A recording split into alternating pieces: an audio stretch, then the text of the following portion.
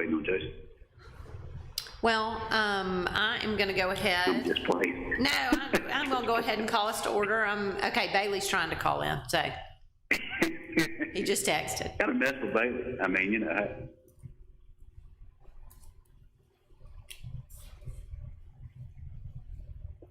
He's waiting to be let in, he says, so. Yeah, right. He's there. Hey, Bailey.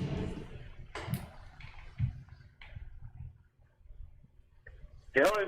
All righty. Well, I am calling to order the meeting of the mayor and board of aldermen this is a special meeting on Tuesday, March the 8th. There are no changes to the agenda. I will say before we get started that we've got Preston Taylor, Keisha Howell Atkinson, Mark Hulsey, Rick Addy, and Jason Bailey who have called in, and then Brian Heineman and myself present. I would like to ask for a motion to adopt the agenda for the meeting. So moved. Motion made. Second. All right. Second. A motion and second. All in favor? Aye. Any opposed? All right, the first thing on our agenda today is to consider a resolution in support of local and private legislation authorizing the city of Oxford to perform electronic search warrants for the purpose of drawing blood from impaired drivers and for related purposes. I'm going to ask Chief McCutcheon to give us kind of an overview of what we are talking about here. And also I'm going to ask Pope, if you have questions as we go along, feel free to interject, but if you will, is Chris Simmons, are you still back there? I think he just walked out. Or whoever's back there? John Morgan's waiting to get into the meeting. Okay, there he is. Somebody's back there apparently. I can't see him, but all right. Hey, so I'm here. all right, good deal. So John, we just adopted the agenda and we are on number 3 and we haven't started yet. I just asked Chief McCutcheon to give an overview of this resolution and what we're talking about here, and for Pope to interject with any questions. And Pope, if you do, will you use a microphone so that they can hear you on the line? All right, Chief, I'll turn it over to you.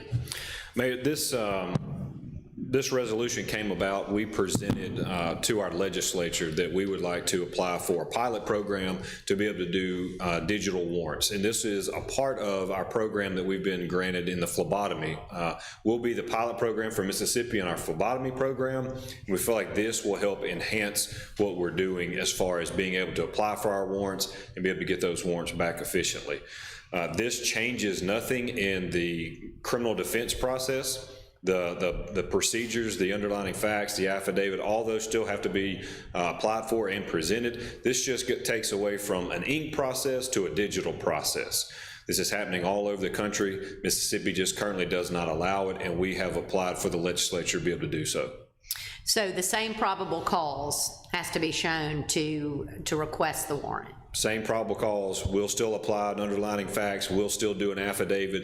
We will then be able to email that to our judge, and then he will be able to contact us either through face-to-face contact, or we can do it through a phone conversation, but he still has all those abilities that we currently do. Nothing will change. The only change is he has to sign it in person, or he signs it digitally and sends it to you. That's correct, he'll have both options. Okay, good deal. Pope, do you Motion have? made to approve.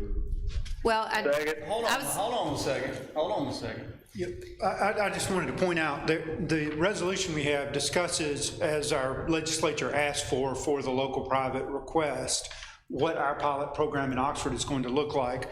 We haven't seen the local private legislation, but we have seen what passed out of committee from the House, and assuming it's the same, it's exactly as the chief has described it. It would allow an electronic signature under penalty of perjury to present probable cause to a judge. It would not take away any legal arguments or defenses someone has as to the constitutionality of the search or of the warrant. They all remain the same. It just allows the police officer and the citizen to get this warrant more quickly and get on with their business.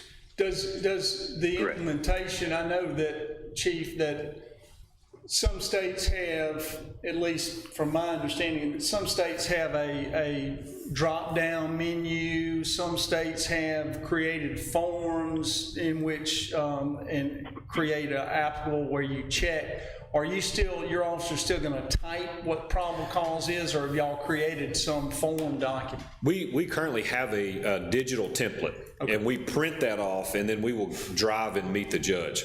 The same process will still take place. Rather than having to print it and drive, once that template is built, then it can be electronically sent. And so what happens, just take me through the process, just so I'm clear, is that I have probable cause, I execute the warrant, and the judge issues it, or I execute my probable cause affidavit, sign it electronically, it comes back, your officers will actually, the ones certified, will actually train and take the blood? That's correct. Will the blood be taken at the scene or at back once? No, it will be taken to a sterile location. Okay. Not on scene. And again, this doesn't take away from, so maybe some misunderstanding of the phlebotomy program does not allow us just to show up on scene and draw blood. Right. We still either have to have consent or we have to have probable cause through the warrant process. We will not just be able to go out and say, you know what, here, it's not like a PBT, here, blowing this. You're still gonna have to follow all the legal requirements that we currently have to. None of that changes. None of that This changes. doesn't affect a change on any of that. It only allows for a warrant to be electronic rather than signed on a piece of paper. Knocked on the door of the judge. Right, I mean, And sorry, it just allows I'd that to already be known most of that. electronic. But you don't have phlebotomists right now, you don't have anybody certified? We do, yes, sir. Okay. We did send one officer, we actually sent our DUI training officer and then one of our investigators to Arizona to be trained. And then in June, Northwest will take us through their entire phlebotomy program, and probably 14 of our officers will be board certified as phlebotomists. They'll have to go through the full curriculum just like any other phlebotomist would at a hospital or any other medical facility. Because I think Maricopa County, where Phoenix was, did they go to Phoenix? That was one where Arizona started Yes, sir. theirs. That's right. Okay. But again, for the public to know and Yeah. for the board to know, this local and private doesn't have anything to do with blood draws. It only has to do with electronic warrants, which have been on paper and signed with ink in person, that now will be able to be submitted electronically with the same level of probable cause and the same questioning from the judge and what have you. It just allows it to be electronic. Mississippi is behind, it's shocking. And most other states already allow this, so that is the request. So Mayor, my question actually is more for it's more of a legislative question, I'm sure, but if so many states already allow this, why do we even need a pilot program? Why don't they just implement this? I'm gonna let you answer your own question there. I'll say this, John, I'll say this, if I may, Mayor, Sure, I'm sorry. of course. I'll say this, that most states that I've read about, I think 45, they all start with a local community and see how it works and test out the bugs and see where they can do it in passing the full legislation. And Jeff? And so, John, also one of those topics are, we're blessed here in Oxford that all of our cars are equipped with laptops.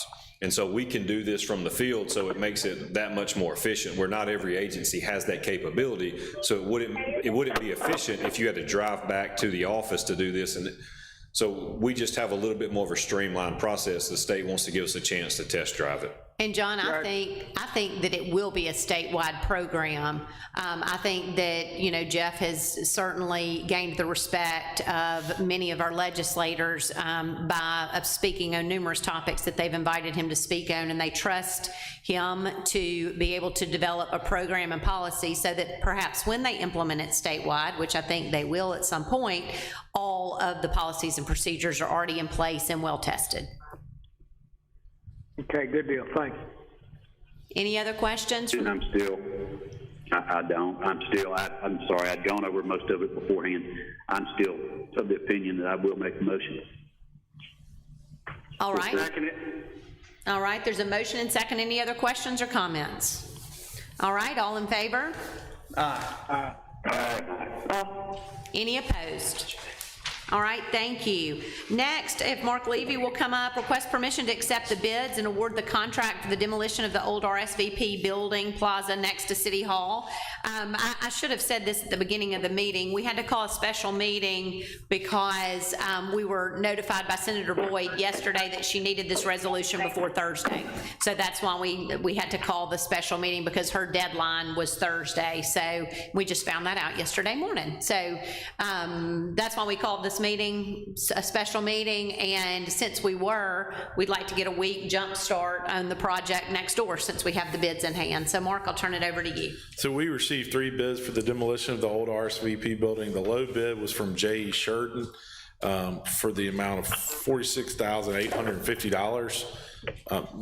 I guess y'all have a copy of the bid tab, and I can get it to everybody. I spoke to Mr. Sheridan last week, and he's ready to begin demolition whenever we are ready to sign the notice proceed. If approved today, we will begin immediately to get the bonds and start the process. I've got a tentative schedule for the project.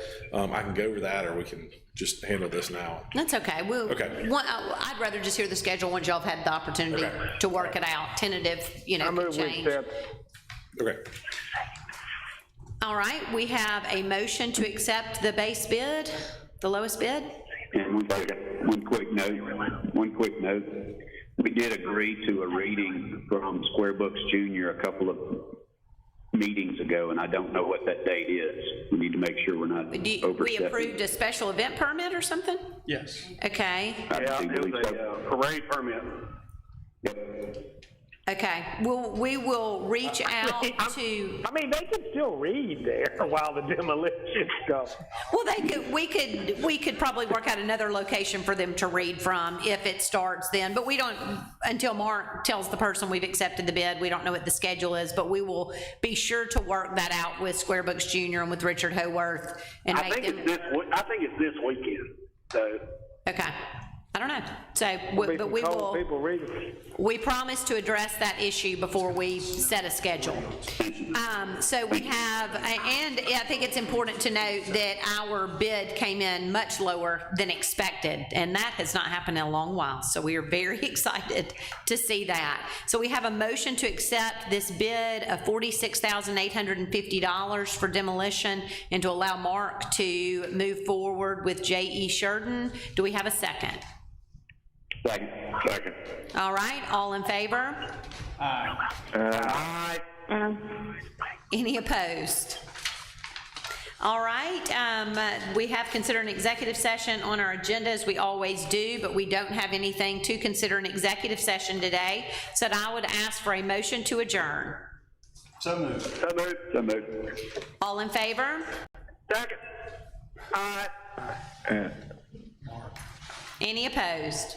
All right, this meeting is adjourned. Thank you. Just have to throw it back up.